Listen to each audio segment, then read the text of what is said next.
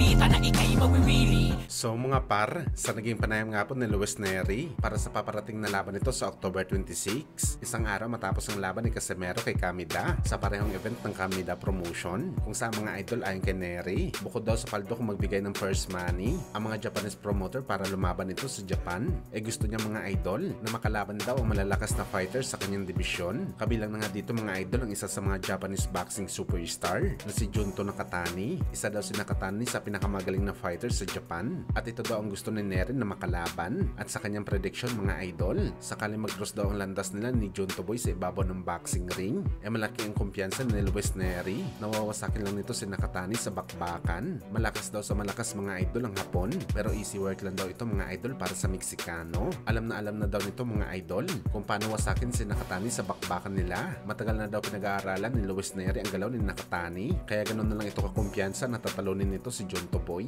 Well, magandang laban nga to mga idol, ang sagupaan ni Nakatani at Luis Nery. Naniniwala naman tayo mga idol sa mga sinabi ni Nery. At bakit natin masasabi ang ganitong bagay mga idol? Dahil wala pa talaga nakalaban si Nakatani na talaga masasabi natin na malakas na fighter katulad ni Luis Nery.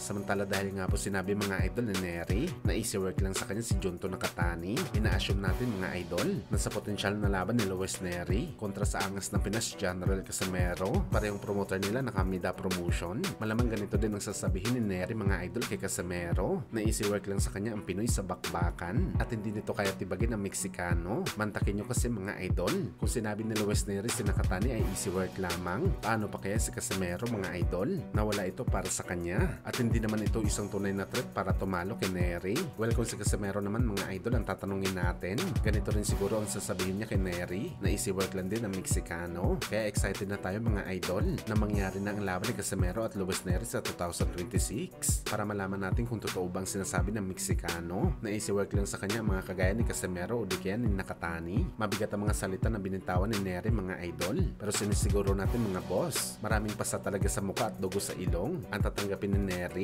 bago nito talunin si Casimero at Nakatani sa bakbakan, lalo na itong angas ng Pinas mga idol na talagang hindi papayag na matatalo sa bakbakan, na hindi nito mawasak ang muka ng kalaban, kaya abangan natin to mga idol.